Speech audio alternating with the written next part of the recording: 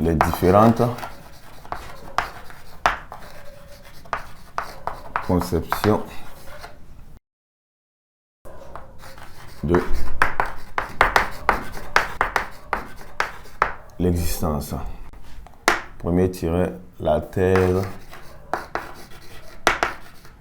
essentialiste.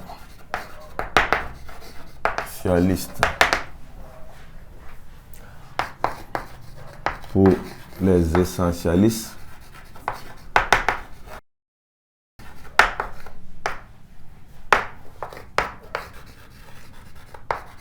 l'homme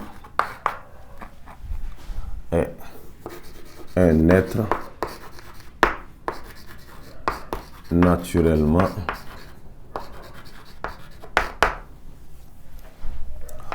doté de son essence, virgule, de sa valeur.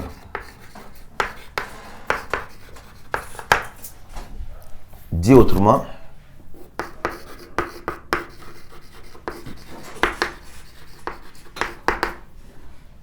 bien avant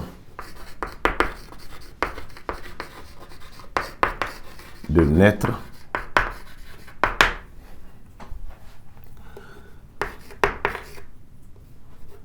il a déjà sa valeur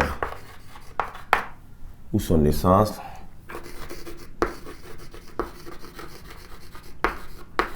déjà programmée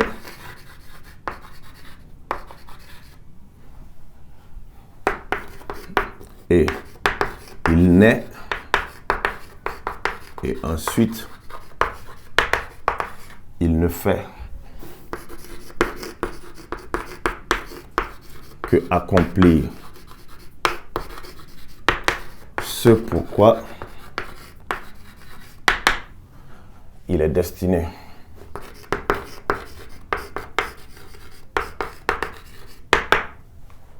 Alors, pour revenir sur ce point de vue, c'est-à-dire la thèse des essentialistes, rappelons que l'essentialisme, c'est le point de vue selon lequel l'homme est purement essence, de façon naturelle.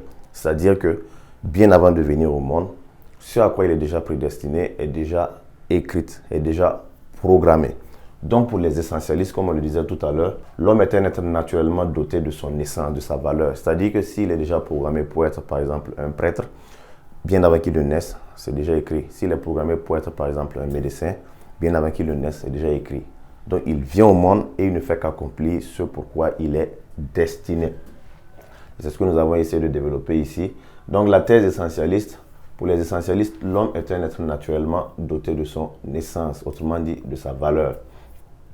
Alors, bien avant de naître, il a déjà sa valeur ou son essence déjà programmée. Il naît et ensuite, il ne fait que accomplir ce pourquoi il est destiné. Alors, après la thèse essentialiste, maintenant, nous allons voir la thèse existentialiste.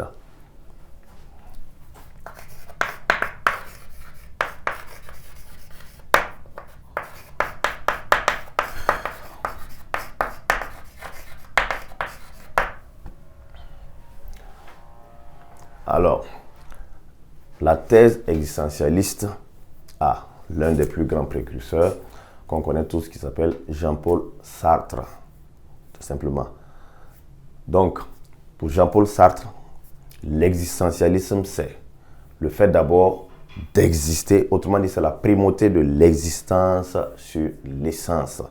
Autrement dit, on existe d'abord avant de choisir tout simplement d'être ce qu'on aimerait être. Parce que pour les existentialistes, l'homme est un être purement conscient et purement libre de ses choix et de ses actes. L'homme est ce qu'il se fait. Donc les existentialistes ne conçoivent en aucun cas le point de vue selon lequel tout est prédéterminé chez l'homme. Non, pour eux, l'homme est libre. Il vient au monde et ensuite décide d'être ce qu'il veut être. Et je pense qu'ils ont fait une comparaison d'ailleurs pour mieux éclaircir ce point de vue entre par exemple l'être humain et un objet tel qu'une chaise, une table si vous voulez. Par exemple, pour les existentialistes, la table est.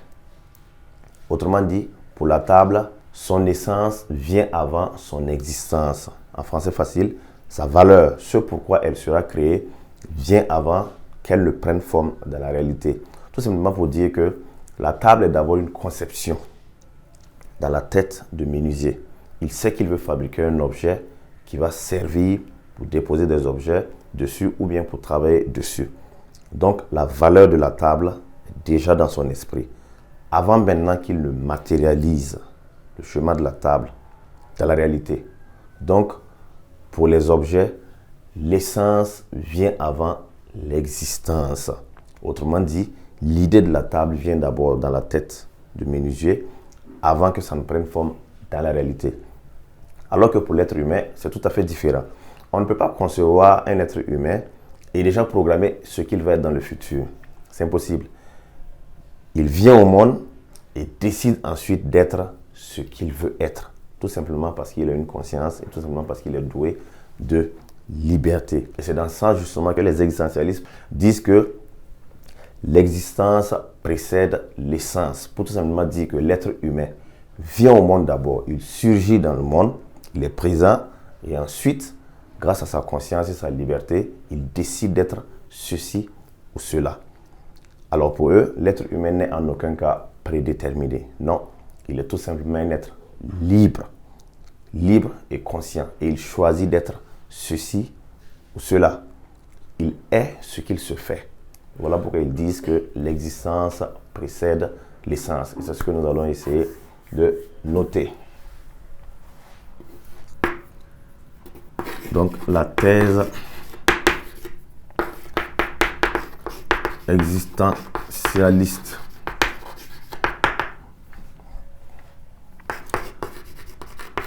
Pour les existentialistes,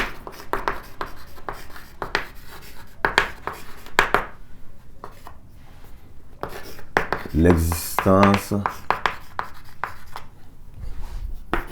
vient avant la valeur, l'essence. L'homme naît d'abord, ensuite librement, il choisit d'être ce qu'il veut.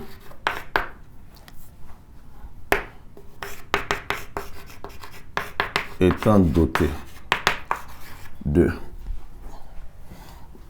conscience et de liberté,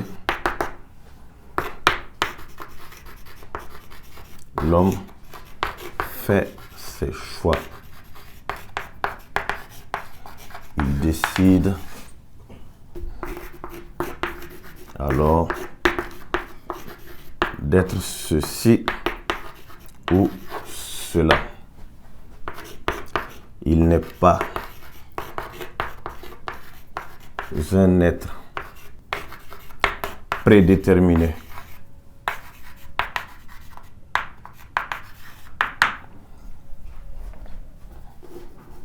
Sartre, 2 points.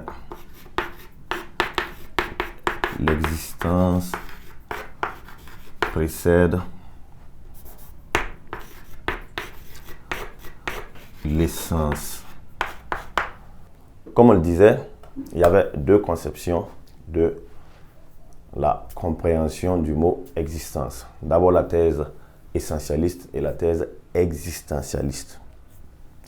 Les existentialistes, tout simplement, c'est le point de vue ou la thèse selon laquelle l'homme existe d'abord avant de se définir.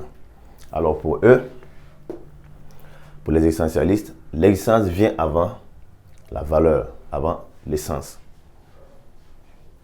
L'homme, il naît d'abord, ensuite, librement, il choisit d'être ce qu'il veut être. Étant donné qu'il est doté de conscience et de liberté, l'homme fait ses choix et il décide alors d'être ceci ou cela. Il n'est pas un être prédéterminé. Et c'est ainsi que Sartre disait, l'existence précède l'essence. Tout simplement parce que Le mot précédé veut dire ce qui vient avant. Donc, l'existence vient d'abord et ensuite la valeur qu'on veut se donner soi-même vient après. Donc, après avoir défini le mot être et exister et les différentes conceptions de l'existence, nous allons tout simplement passer au grand 2 sur la notion de la mort.